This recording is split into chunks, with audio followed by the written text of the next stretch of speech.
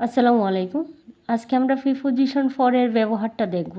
দেখো, আমরা ফর তখনই ব্যবহার করব যখন আমরা জন্য কোনো ওয়ার্ডের মধ্যে কোনো সেন্টেন্সের মধ্যে, কোনো বাক্যের মধ্যে, যেমন তোমার জন্যে, তার জন্যে, এই কারণটির জন্যে, আমরা যখন জন্য কথাটা পাবো, কারণ কথাটি পাবো, মূল্য, যাবত, উদ্দেশ্য, গন্তব্য বোঝাতে আমরা ফর ব্যবহার করব।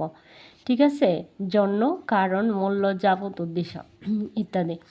যেমন দেখো, একটা উদাহরণ দিয়ে বলতে চাই যে দিস গিফট, এই গিফটটা ইজ ফর ইউ। তাহলে এইখানে কি বোঝানো হয়েছে? ফর ইউ, তোমার জন্যে। এই গিফটটা, এই উপহারটি তোমার জন্যে। তাহলে এই কলমটি তোমার জন্যে। তাহলে this pen is for you, this pen is for you, এই পেনটি তোমার জন্যে। তাহলে আমরা কি পাইলাম? জন্যে। এবার কারণ, মূল্য, যাবত, উদ্দেশ্য আমরা এইভাবেই ব্যবহার করে যাব। দেখো, আমি যদি বলি আরেকটি উদাহরণ দিয়ে, he can't go to college for his illness. এটা একই বাক্য, আলাদা হয়ে গেছে। Illness, he can't go to college for his illness. সে কলেজে যেতে পারেনি, দেখো, কারণ সে অসুস্থ।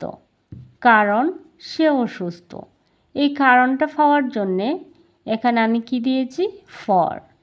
ঠিক আছে? মূল্য, তারপরে কি বলছিলাম? মূল্য। দেখো, he has ব্রট his product for 100 টাকা।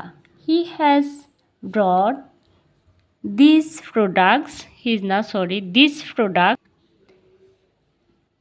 ফর 100 টাকা। দেখো, সে এই প্রোডাক্টটি 100 টাকা দিয়ে কিনেছে। তাহলে সেখানে কি বোঝানো হয়েছে? এই প্রোডাক্টটির মূল্য 100 টাকা। তাহলে মূল্য অর্থে আমরা কি ব্যবহার করব? ফর। মূল্য অর্থে আমরা ফরটা ব্যবহার করব। He has brought this product, সে ক্রয় করেছে, সে কিনেছে, দিস প্রোডাক্ট, এই প্রোডাক্টটি কত টাকা? তাহলে ফর 100 টাকা। আমরা বিষয়টির পূর্বেই ফরটা ব্যবহার করব। তারপরে বলছিলাম কি? যাবত। হি has been doing the work for 5 days. He has বিন, দেখো, তারপরে কি বলছিলাম? যাবত। যাবত অর্থে আমরা কি ব্যবহার করব? ফর ব্যবহার করব।